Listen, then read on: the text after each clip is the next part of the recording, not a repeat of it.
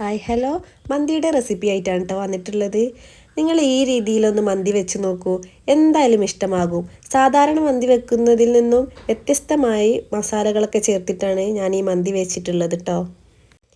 ഞാനിവിടെ ഒരു തക്കാളി നാലാക്കി മുറിച്ചതും ഒരു വലിയ ഉള്ളി ചെറുതാക്കി അരിഞ്ഞതും അതുപോലെ ഒരു ബൾബ് ഫുൾ വെളുത്തുള്ളി തോല് കളഞ്ഞതും പിന്നെ ചെറിയ ജീരകം വലിയ ജീരകം മിക്സാക്കി എടുത്തതും കുറച്ച് മല്ലിയിലയുടെ തണ്ടും പിന്നെ നമ്മുടെ മാഗി ക്യൂബ് 2 ഇതിലേക്ക് ഞാനൊരു 4 പച്ചമുളക് കൂടെ എടുത്തിട്ടുണ്ട്.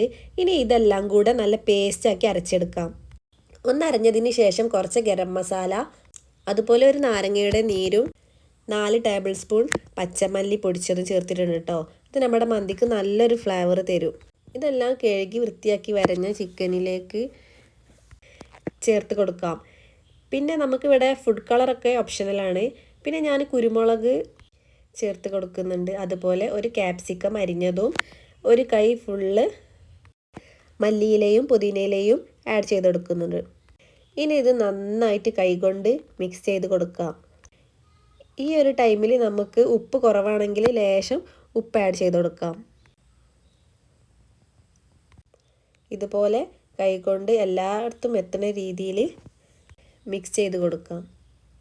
നിങ്ങളിത് കുക്കറിലാണ് വെക്കുന്നത് എന്നുണ്ടെങ്കിൽ ഈ ചിക്കനൊക്കെ നിരത്തി വെച്ച് അതിൻ്റെ മുകളിൽ കുറച്ച് ഓയിൽ ഒഴിച്ച് അരി ഒരു 70% കുക്ക് ചെയ്തതിന് ശേഷം സ്മോക്കൊക്കെ ചെയ്ത് ഒറ്റ വിസിൽ കൊടുത്താൽ മതിയാവും.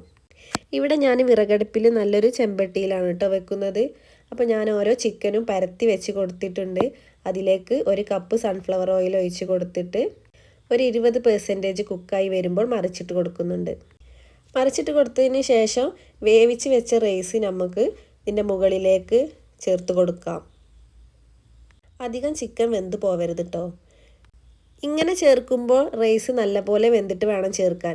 കുക്കറിൽ ചെയ്യുകയാണെങ്കിൽ ഒരു 70% പറഞ്ഞ പോലെ ചെയ്തിട്ട് ഒറ്റ വിസിലടുപ്പിച്ചാൽ മതി. ഇനി ഇതിലേക്ക് കുറച്ച് മഞ്ഞൾ ആഡ് ചെയ്തിട്ടുണ്ട്.